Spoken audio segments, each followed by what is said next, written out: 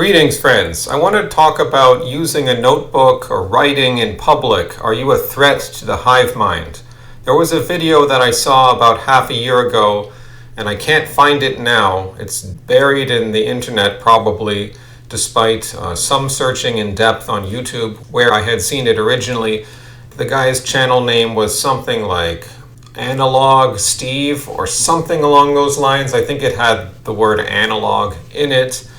In this video, the first video which I saw of this channel, and the only video I saw, this man, British guy, maybe middle-aged, was talking outside about how he uses his notebook in public for many different things, but he's intellectual, creative mind, and he has it on hand. It is a handy thing to do. And I remember some of his points were that it attracts attention from other people, whether positive, neutral, or negative. But overall, it seemed to me that his message was that there's a suspicion there coming from many people when they see you writing in a notebook or like medium in public. And I have done this sometimes, and I think he's right. I think he's on to something here. People would not react with suspicion if you were texting on your phone.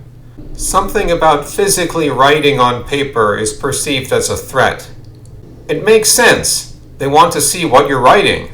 Why are you practicing this old-time habit of thinking and writing outside? Are you safe? Are you an enemy? The phone does not arouse suspicion because it is a device of comfort and soothing. It entertains, it allows for communication, it allows for the consumption of video and audio. However, the phone is a very poor medium to express clear thoughts as far as text goes. A phone can record your spoken thoughts, your speech, but these audio recordings are messier and harder to organize. One could argue it's harder to distill clarity from a jumble of audio files than it is from paper in front of you. First of all, you can visually see the paper at hand, literally, in a way you cannot with the audio files. You have to listen to them one by one. I've been writing physically on paper since I was about 14 years old. I would have done it before that, of course, because you learn these things in school, but to do it on my own initiative, probably from my early teen years, certainly by the time I was 18 or 19, I would have had writings lying around my room in various places of various lengths. I did journal for a time, but mostly they were random ideas, thoughts, poor attempt at philosophy, and sometimes sheer nonsense or just humor, playing around with language for the sake of how things sound rather than if they actually mean anything. I also tend to use a clipboard with loose leaf lined paper of the 8.5 by 11 inch variety I described. Maybe 5, 6, 7 pages is all you need, because in any given setting you're not really going to be filling up all those pages. You could if you're really on a roll, but the pages on the bottom serve as cushioning between the hard surface of the clipboard and the pages on top, which produces an effect where the delivery of the writing is easier and the appearance of the writing is better. It's more flushed out. If you try writing on a clipboard with only one page or only a single page underneath, or no page, just the page you're writing on, the relief or the appearance of the text is thinner. It's harder to write. It doesn't flow as well. I can't describe it exactly, but it's just off. You best have some cushioning there. I believe the act of writing words enables me to learn language vocabulary. For example, when I had time to study languages in my 20s, by writing these things out, writing the words, writing the vocabulary out, if you just type it onto the screen, it's not going to allow you to learn it as intrinsically and organically by the action of writing it, because as you write it, you pay attention to how it sounds, how you visualize the word. You can make good use of typing things, but I would print them out, make it of use to bring it back to the physical text. And sometimes I write on tiny pieces of paper, essentially the backs of receipts. If it is a clear, unprinted surface, then I will use it. Sometimes I'll tear the receipt in half if it's one of those long receipts. This practice, too, can become cluttered. You have to keep a cycle going on where they end up in the trash or the recycling. But some of them, if they're good, if I deem them to be of value, will sit around for many months or longer. I don't keep most of these writings, neither on the 8.5 by 11 or the small form. I do have some old journals and stuff like that, but this stuff is all meant to contribute towards making a video script or something which can be put into a more finished form, which would hopefully stick around. The little note on these receipt papers can be the fodder for a video idea, which just came to me in the moment. You may not have anything on hand to write it down before you forget it, so having it able to write will afford you many gems to develop. But as I said, I do use the clipboard. That's an alternative to the notebook. I think better than the notebook, because the notebook might be a little hard, but it's not going to have the solidity of a clipboard. The clipboard has that nice mechanism which snaps shut to keep the paper in place. It has a professional, fresh look to it. I feel confident with a clipboard. You're a man with a plan, or you're forming a plan. People don't know. Do you have the plan, or are you making the plan already? Is it a plan about them? Is it a plan about this neighborhood? Maybe you don't know either. You have the canvas in front of you to explore things, and that is rightly unsettling to the sheepish masses.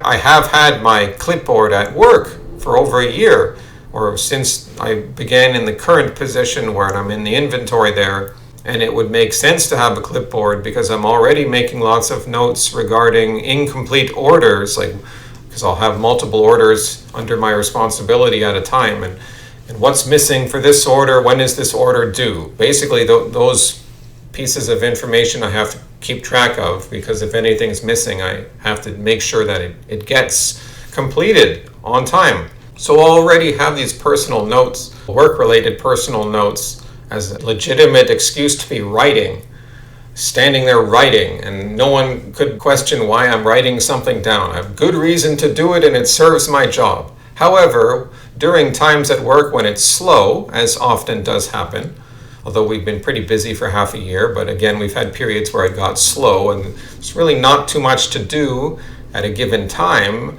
I can write video scripts for my YouTube videos. I have to do it in a certain fashion. I don't want to be overt, but you can easily have these pages underneath the other pages, and I've got a whole bunch of other stuff around me, boxes and this and that, so who's going to start rummaging looking for something like that? You're able to make the best use of your time.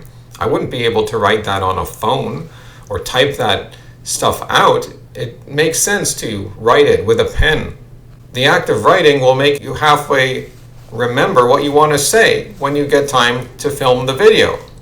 Writing is like thinking. The more you practice writing, the better you'll be at thinking. And most of writing is cutting out nonsense and cutting out unnecessary things. Clarity.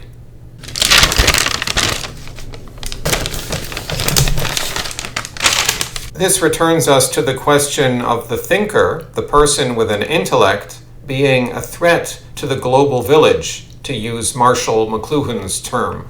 He foresaw that the direction our society would take would be to return to speech as the dominant form of culture rather than writing.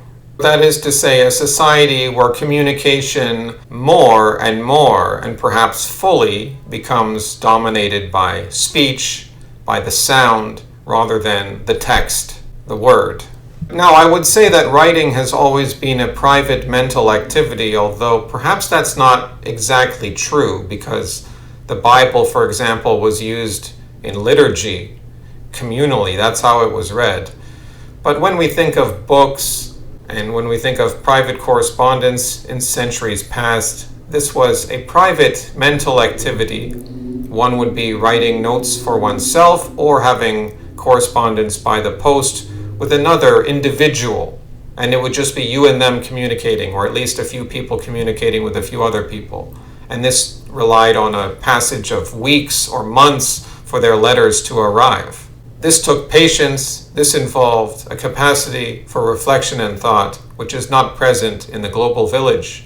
It is a challenge for the hive mind to accommodate such a practice of this involving writing and letters and note-taking. In the village, everyone hears the chanting, the war drum, the gossip, and the spirit songs. Again, nothing wrong with sound as the medium. Radio, in large part, returned us to a world which was becoming the global village. It didn't exactly replace the newspaper, but it foreshadowed television and then the internet, which eventually did supersede newspapers and books.